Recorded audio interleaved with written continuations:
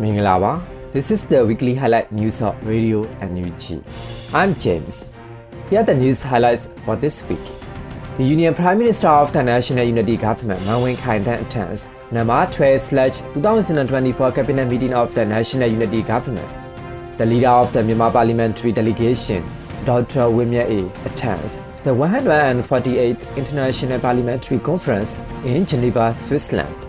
The terrorist military junta forces launch heavy weapons, burned down over 300 houses, and forced more than 6,000 residents to flee their homes in Dhamathat Village, Kyaikmaraw Township, Mon State, and other interesting news.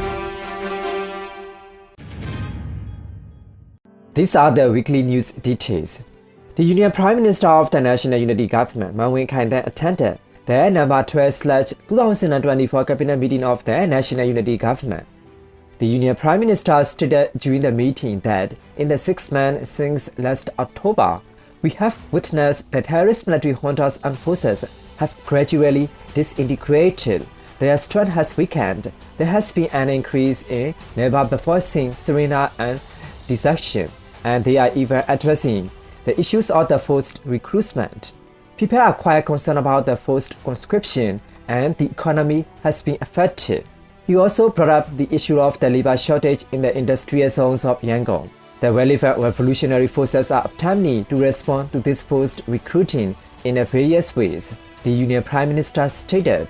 Furthermore, the Union Prime Minister urged the people to continue to work together as a unified front, as there is no other way to overcome this evil terrorist military junta. The leader of the Myanmar Parliamentary Delegation, Dr. Myat Aye, attended the 148th International Parliamentary Conference in Geneva, Switzerland on 26th of March. Dr. Myat Aye delivered a speech at the conference generated by event titled Parliamentary Diplomacy, Building Bridges for Peace and Understanding. In his speech, he stated that like many people from conflict-affected countries, the people of Myanmar asked for your help to reduce the pain being perpetrated upon them by the brutal military junta. Their needs are very simple. These are to support their efforts to end the illegal military rule in Myanmar and embedding a peaceful society which respects international human rights and law. Since the military coup in 2021, 2.7 million people have been forced to flee their homes to escape the military junta's onslaught of air and artillery strikes, execution and killings, rapes, torture, arbitrary detentions, enforced disappearance, and persecution. At present, nearly 19 million people are now in need of humanitarian assistance, which includes 6 million children. The recent military junta announcement to uplift the conscription law despite no external threats have served to accelerate displacement, house-to-house intimidation, corruption, and fear, with the number freely growing exponentially. The committee representing Pyongyang and its representatives are leading and collaborating with our people to end the military junta illegal rule, to end the violence, to restore peace and parliamentary democracy, their atrocity, as we protect our people and our rights. At the same time, they are working hand in hand with the country's stakeholders to find a solution to the current political situation. On 24th and 25th of March, the Myanmar Parliamentary Delegation had spring meeting with delegates from Timor-Leste, Japan, Indonesia, Malaysia, and Germany. They reviewed Myanmar's changing situation, including increased airstrikes by the terrorist military junta's forces and other acts of brutality, as well as cooperation on the Myanmar's democracy struggle.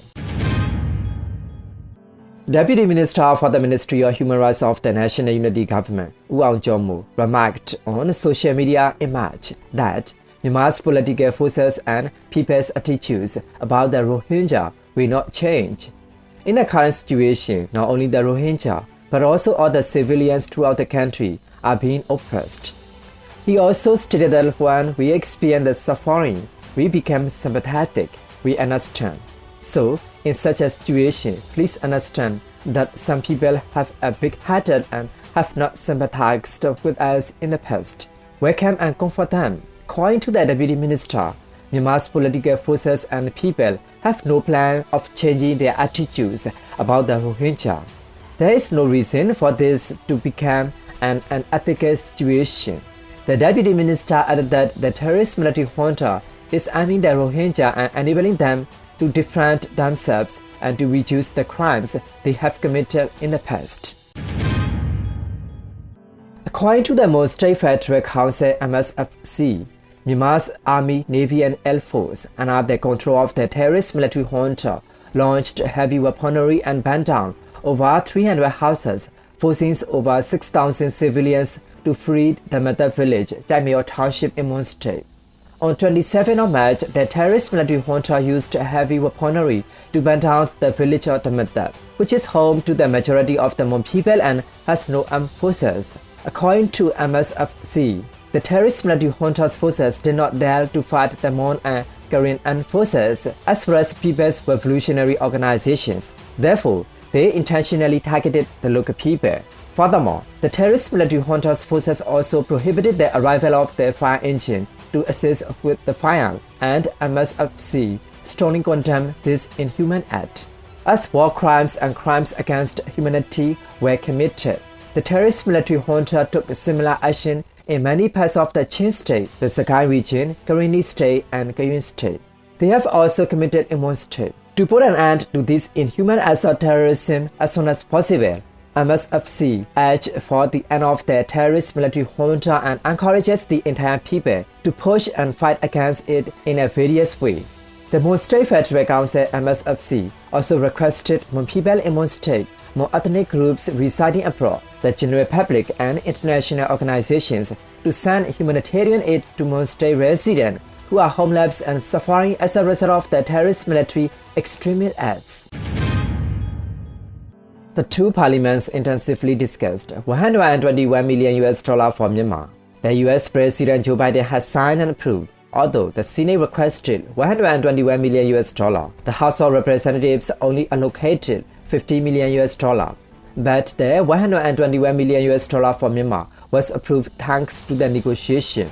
On Saturday, 23rd of March, both houses of Congress passed the US government budget, which the President immediately signed it into law.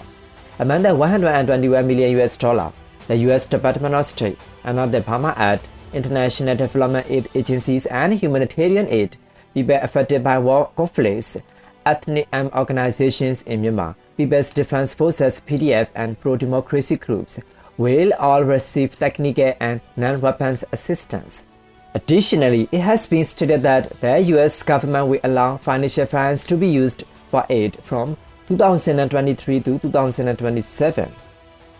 These are the weekly highlight news of Radio NUG. We will present more interesting weekly local news to you. Thanks for joining our news.